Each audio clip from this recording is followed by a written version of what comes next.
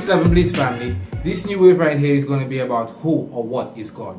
Now, this is a very important video because many of us who are beginning to awake within our consciousness cannot really explain or define to another individual this term and why most times we don't really agree with it. Okay, so within the research of things, first of all, you have to go into the definition. So according to any dictionary, the definition of God is the supreme ruler of the universe, the creator. The second definition right after that is he is a supernatural human being that has an effect or can manipulate human fortunes. All right, so basically if anything is happening to you, God can have an effect on that, or the God, according to the dictionary. Now that is just the definition. So let's go into the etymology, the origin. The family should know the English language was derived from a makeup of other languages. So most of our words would have an origin of other languages. So this English word God goes back to the German word Gott or Goth, which is where you have words which stem from it, such as Gothic architecture. Now, it deals with God because Gothic architecture was used to build a lot of these ancient churches you find in countries such as Europe and Germany and Russia, for example. Right? So, God goes back to Goth or Gott. In Scandinavia, it is referred to as gut. So when they say they have gut feeling, they think it's God speaking to them. But this German word Goth actually has its origin from Spanish, which is Dios, and the Dios goes back to Greek, which is Theos. So in ancient cultures, in Greek cultures, the word Theos was used to denote God, right? But Theos is highly linked to the Greek god in Greek mythology called Zeus. So anyone who knows Greek mythology knows Zeus is a metaphoric character, right? Equivalent in Roman mythology to the planet Jupiter. So in Spanish, Jesus is called Jesus. So you could see the link because Jesus is God according to Christian religion. So you could see the relation, okay, going back to Greek. All right. So that is just the etymology of the word. But in etymology, we can also have a look at acronyms. An acronym basically is the most easiest acronym we all should know is ASAP, as soon as possible. So God could also be an acronym. Because Greek, the Greeks were the individuals who gave us many of, what we have today, the maths, the sciences, the languages, because obviously they stole it. A Greek acronym for God is Gomer, Oz, and Daber. Gomer, which is for G, Gomer actually means wisdom. Alright, like the principal wisdom of the divine God essence. And Oz stands for strength, and Daber stands for beauty. But the thing about this is, these attributes, okay, can be fit or put into a human scope. So these attributes are basically human, which is why they refer to God as being a human being, as being a he. Alright, within English language, you can also have another acronym for the word God.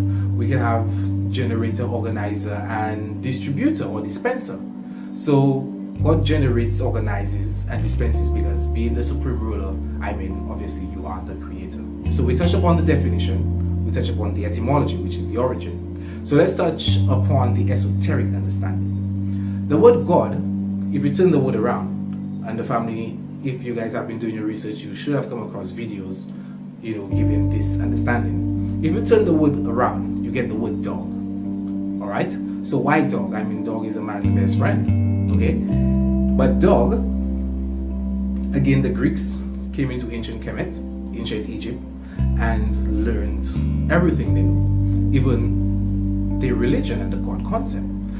So the story was, when one is passed away or when one is deceased, the first deity you would encounter would be a deity referred to as Anubis or Anpu. Anubis would be this deity with the body of a man and the head of a jackal. The ancestors used the head of a jackal because within cemeteries, okay, the jackal is basically a wild dog. Within the cemeteries, you will always find the jackals in cemeteries. So it was as if they presided over the dead. So the ancestors used this, as we always use nature, to basically bring about a deeper understanding. The ancestors used this in the Medunetta, in the hieroglyphs, to give us an understanding basically of what happens to the soul after it dies, or after it physically, what they call die. Okay, but we know that die basically is just a process, and we do not literally die because we are not our body, but we're going to go into this. So when one is deceased, or when one dies, the first deity you would encounter is Anubis. Okay, and Anubis looks like the dog.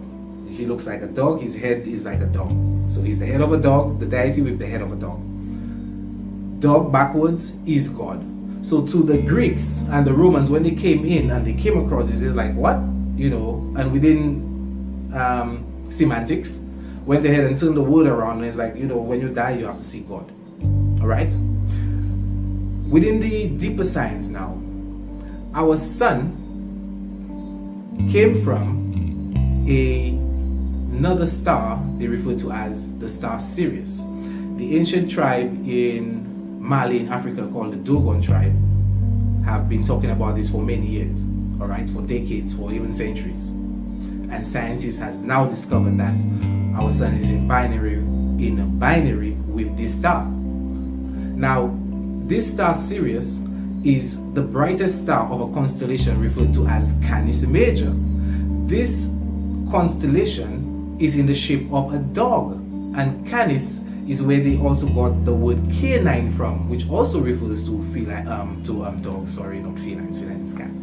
Which also refers to dogs, to the canine family. Okay, so you can see where all of this ties in with the word. Now, thing is, when Anpu led you in, right, after being deceased, he took you to some scales where your heart would have to be weighed against a feather. The feather represented the 42 negative confessions of Ma'at. If you're familiar with the Kemetic science, you will know what these confessions are, and I urge you to go into your research if you don't know. Okay? To the side of those scales stood another deity referred to as Jehutimas, or is more commonly known as Thoth. And next to Thoth was an alligator-headed deity referred to as Sebek. So it was like, if you succeeded, if your heart was light, then Thoth would write your name down into the book of life. If your heart was heavy, then Sebek would actually devour your heart. Now, if you succeeded, okay, Anubis now would turn you over to the deity known as Heru. And Heru would present you to his father, which is Osa or Osiris. Osiris now would be seated on a throne. So we could see where the notion of God being the man in the sky on the throne actually came from. But the difference is the ancestors knew, all right, and we should have known as well. I should have known, well, give thanks I know it now, but we should know that that depiction of Osiris on a throne is not a literal representation. But the oppressors came in, saw it, and ran away with it, and basically went and drew the image similar to themselves, obviously, with beard, because a lot of the ancient art, like Moses and these individuals, Abraham, you will see them with the big beard. So they painted God in the same way, with the big beard, and he have a throne, and he's sitting down in heaven watching everything you do. But we understood that it was not a literal concept. Even though we anthropomorphized it through the hieroglyphs, we knew that it wasn't a literal concept, because anyone who knows the deeper sciences would know that Osiris or Osa is actually the Orion constellation, and Orion, you can say, is seated in heaven. If I go outside right now, I can see the Orion constellation. Now, within all this, we've touched upon the definition, we've touched upon the etymology, okay, and we've also touched upon the esoteric part of it. Now let's go down deep into the essence.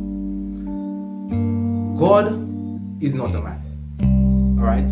God is not a man, and if God had to be anything, God would have to first be a woman, okay? We're going to explain that in other videos, but I just have to touch upon that first, because the black woman is God. Now, this anthropomorphic understanding of God has made God in the monotheistic religions a man, which is an authoritative genocidal, dictator, tyrant kind of individual who goes basically against his commandments. All right?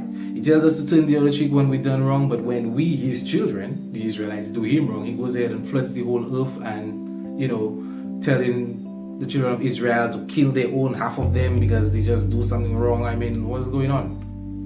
So if you have to read this text properly, you will find that the God of these monotheistic religions have a serious anger management issue. Okay? So God now is not a man. To make God a man, that would mean you were trying to make God a verb. Sorry, not a verb. You're making God a noun. Because growing up, we used to play this game, name, place, animal, food, thing. You guys remember that, right? These are nouns. This solely is not God.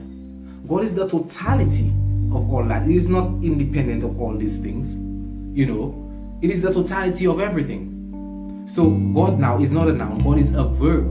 A verb basically is an action within a sentence. So if you have a sentence and you have I think, or it exists, or an action is like something being done. To do something, energy has to be exerted.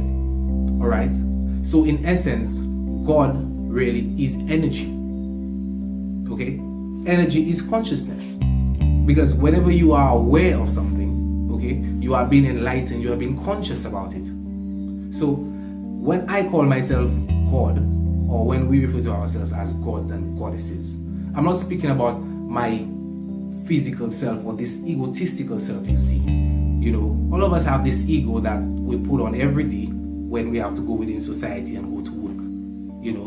That part where we have to be that person that society wants us to look like, just to fit in, right?